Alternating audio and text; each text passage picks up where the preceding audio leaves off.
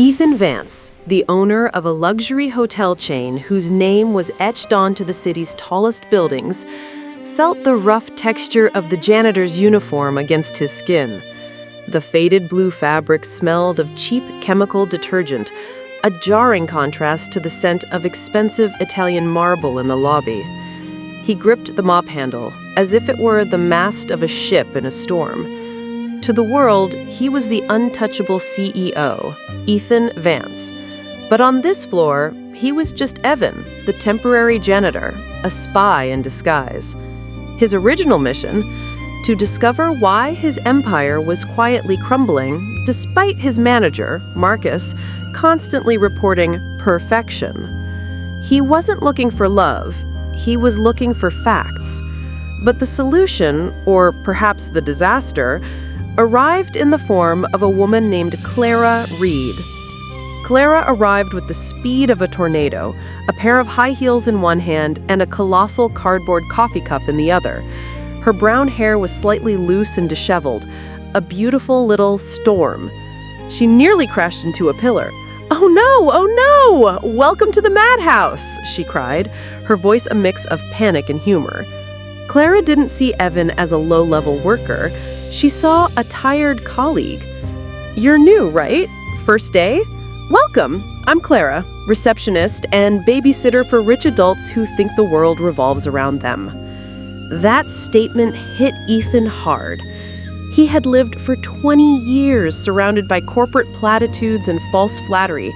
This was the honesty he was looking for, served unfiltered, accompanied by a genuine smile. Suddenly, the itch beneath the janitor's uniform felt less important. In that moment, Ethan knew his disguise was no longer just about a business audit. It was about life. For the next 2 days, Ethan scrubbed dirt and witnessed miracles. Clara possessed a grace that could not be taught in any business school. When a vulnerable elderly guest complained, Clara didn't just call maintenance. She offered a complimentary suite upgrade, an action that broke every single one of Marcus's rules. When Marcus attempted to reprimand Ethan for a mistake he hadn't made, Clara immediately stepped in. Ethan approached the front desk, pretending to wipe away a non-existent stain. He asked, "You always stick up for people, huh?" His voice softer than usual. Clara's eyes met his, the eyes of an equal colleague. "Of course," she replied, her voice calm but powerful. "Here, no one bows their head to someone who doesn't deserve respect. This hotel doesn't run because of foolish managers, but because of people like us. The team has to protect each other." Those words struck Ethan. Team. He loved that feeling, being part of something. Not at the top, but among equals.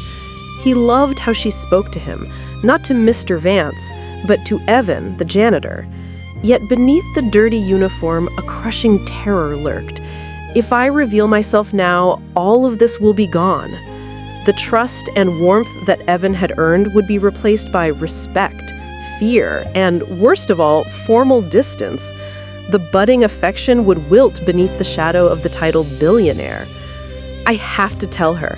I have to end this charade. But the voice of fear in his head whispered, "What if she hates you for the lie? What if she never sees you as Evan again?" Ethan's feelings for Clara deepened. He had found the solution to his company's problems, but at an immeasurable personal cost. And that cost was about to be exacted.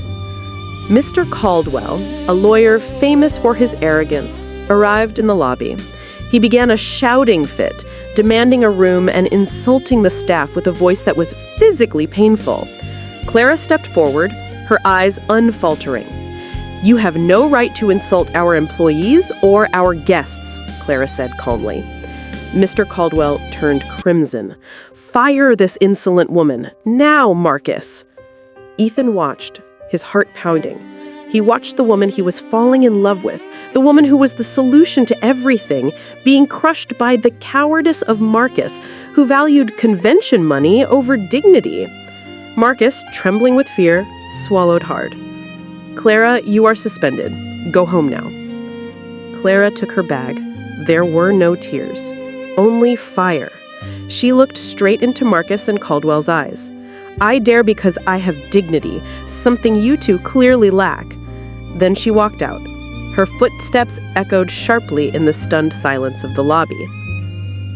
Alexander's world crumbled to dust.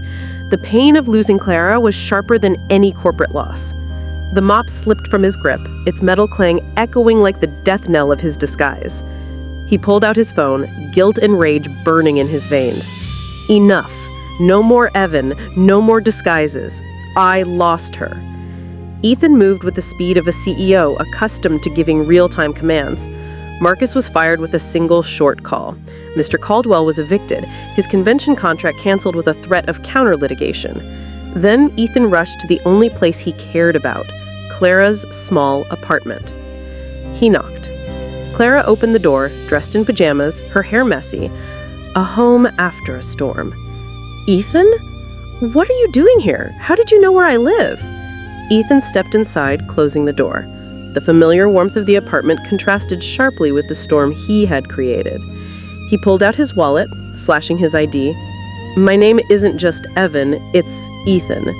Ethan Vance." Clara just stared. The ice cream spoon fell to the floor.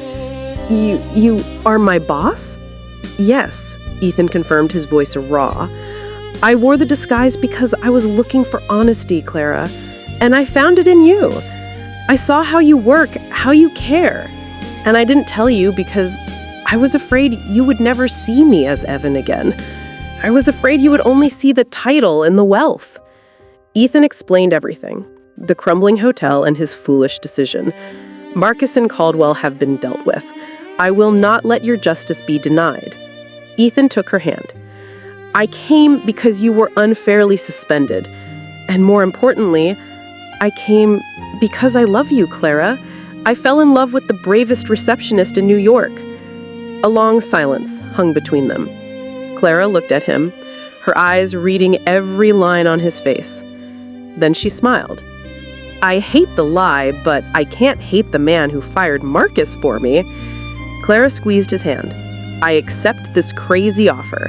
I've been running that job for months. I want the title, Ethan. Hotel manager." "The title is yours," Ethan promised. "But I have one more title for you." He leaned closer. "I want you to be my partner, to be Ethan's girlfriend, not just his manager." Clara smirked. "I thought Evan the janitor was too scared to ask." Ethan smiled. "Evan might have been scared, but Ethan is not." Ethan pulled her close. Their kiss was a promise, erasing all the lies and uncertainty. The hotel finally found truth, justice, and, beyond any title, true love. Ethan had found what was missing. No longer a lonely billionaire, but a man loved by the bravest receptionist in New York.